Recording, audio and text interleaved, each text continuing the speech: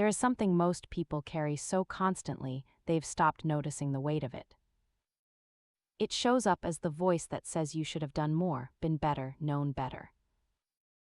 It shows up as the low-grade sense that you owe someone something, your parents, your partner, your God, and that the debt never quite gets paid. It shows up as the reason you can't fully receive love without immediately wondering when you'll ruin it. It shows up in how quickly you apologize, how hard it is to set a boundary, how often you punish yourself preemptively just to beat the verdict. That thing has a name. Guilt. And A Course in Miracles says it is the single most powerful tool the ego uses to keep you imprisoned. Not because of what you've done, but because of what the ego convinced you that you are.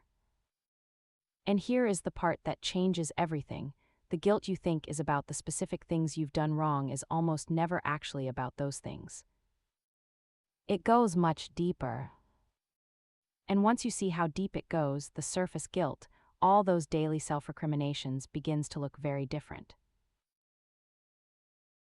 By the end of this video, you're going to understand what A Course in Miracles says about guilt at the deepest level, where it actually comes from. Why the ego needs it more than any other emotion. And why no amount of good behavior or self-improvement ever fully resolves it. You'll understand the ego's core operating loop: sin, guilt, and fear, and why each feeds the next.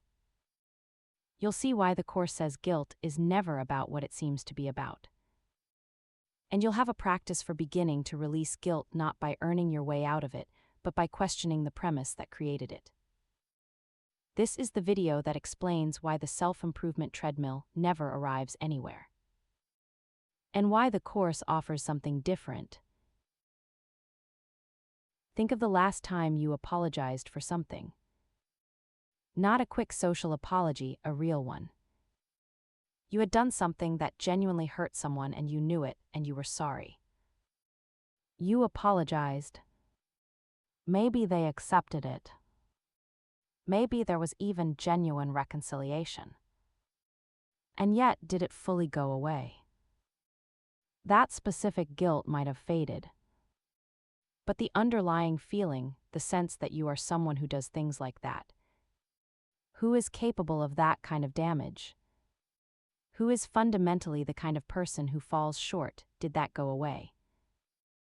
For most people, no. The specific guilt resolves. The deeper thing doesn't. And so the cycle continues. You do something, feel guilty, apologize, resolve it, and then find something new to feel guilty about. The targets change. The failing stays. The Course says this is not because you keep doing new things wrong. It is because the guilt is not coming from your actions. Your actions are just the current frame the deeper guilt is sitting in. A Course in Miracles identifies guilt as the ego's cornerstone. Its most essential building block. And to understand why, you have to go back to where the ego came from, which we covered in video 4. The ego arose from the belief in separation. From the thought that the Son of God had broken away from his source, from love, from wholeness. And immediately behind that thought of separation came a second thought, that it was a sin. That something precious had been destroyed. That God or love or life had been betrayed. And behind that came guilt. Massive, foundational, cosmic guilt. The sense that the separation was a crime requiring punishment. Now here is why this matters practically. The Course says that everything we feel guilty about in our daily lives is a displacement of that original guilt. The ego takes the enormous, nameless weight of separation guilt and distributes it across the events of our lives so it feels manageable, and so it feels specific. If you can be guilty about missing the school play, or about that relationship you ended badly, or about not calling your mother enough, then the guilt has a face and a story and, theoretically, a solution. You could fix it. You could do better. You could earn your way out. But the deeper guilt, the one underneath all of those, doesn't have a solution in the ego's world. Because the ego constructed it. It needs it. Guilt is the evidence that the separation happened, that it was serious, and that you are a separate self who is responsible for it. Without guilt, the ego's story falls apart. This is the part that surprises most people, because we tend to think of guilt as the conscience working, as the moral compass doing its job. And isn't some guilt healthy? Isn't it how we know we've done something wrong and need to correct it? So what is the Course distinguishing between here, and is it really saying all guilt should go? The Course draws a clear line between guilt and what it calls the call for correction. When you do something that harms another person, there is a healthy response. You recognize the error. You make amends where you can, you choose differently going forward. That is correction. It is klein. It looks forward. It has an endpoint. Guilt is different. Guilt looks backward. It dwells. It rehearses. It assigns a verdict not just about the action but about the person, about you. Correction says, I made an error and I can correct it. Guilt says, I made an error because of what I fundamentally am, and that cannot be corrected, only punished. The Course says guilt always demands punishment. Always. And here is the insidious part. If no one else punishes you, the ego ensures that you punish yourself through self-sabotage. Through illness, through relationships that confirm your unworthiness, through quietly refusing the good things that come your way because you don't believe you deserve them. Chapter 13 of the text, The Guiltless World, makes a statement that is one of the most striking in the entire Course. You are not guilty.